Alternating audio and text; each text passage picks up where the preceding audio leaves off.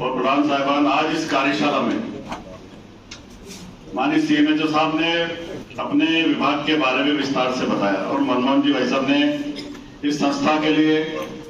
लंबे समय से देश ने विदेशों के अंदर भी आपने कार्यशाला करी है। हम आज अविनाश जी खन्ना साहब को उनके अनुभवों को सुनना चाहते हैं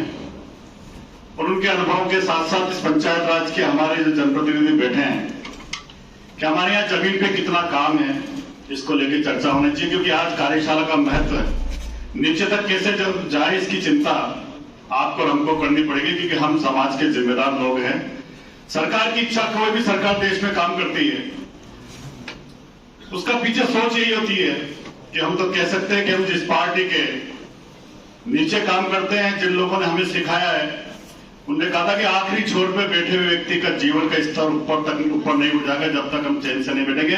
माननीय पंडित दीनदयाल उपाध्याय के विचारों का आत्मसात करते हुए आज देश के अंदर जो सरकार काम कर रही है, वो आप देखिए कैसे परिवारों की चिंता कर रही है।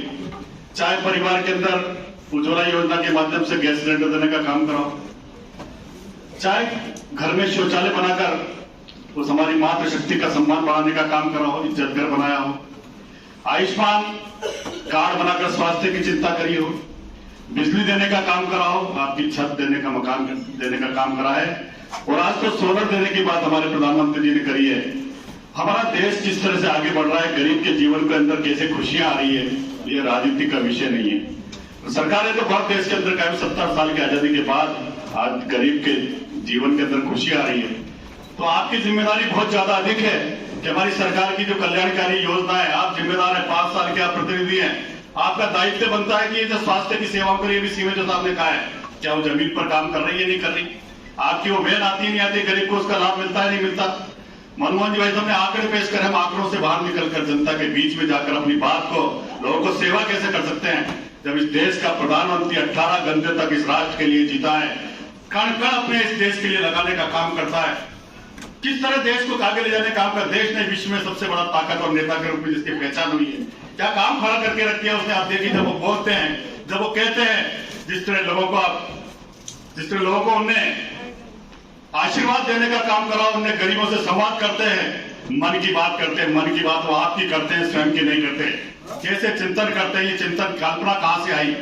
इस देश की हालत को कैसे ऊंचाइयों पर ले जाने का काम करा है। पूरी दुनिया भारत की ओर देख रही है और लक्ष्य हमने 2047 का ले लिया है कि भारत पुनः विश्व गुरु बनेगा। आम आदमी के जीवन के अंदर वह सुख सुविधाएं रहने वाली है, तो आप और हम सबको उसका लाभ मिलेगा।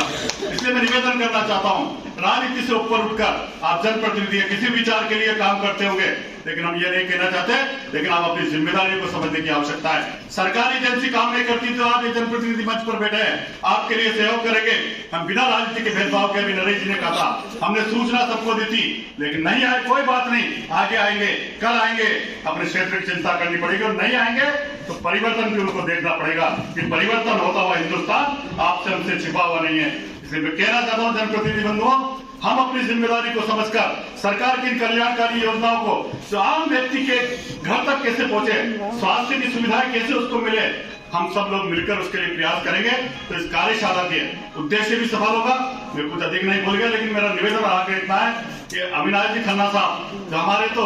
राष्ट्रीय नेता है पार्टी के, विभिन्न पदों पर देश के अंदर 40 वर्षों का आपका अनुभव है, लेकिन वो राजनीति में रहते हुए सेवा के क्षेत्र के अंदर आपको आपकी इस कार्यशाला में आकर हमारे लिए, जिले के लिए गौरव का विषय, इतना बड़ा व्यक्ति इस कार्यशाला में उपस्थित होकर अपनी बात को कहेगा, आपके लिए कहेगा, इस समाज के लिए कहेगा, इस गांव में आपके छोर पे बैठे व्यक्ति की चिंता को करने वाले। इसलिए आज आप सबने इस कार्यशाला में मुझे भी अवसर दिया, मुझे बोलने का अवसर दिया, मुझे बुलाया, इसके लिए मैं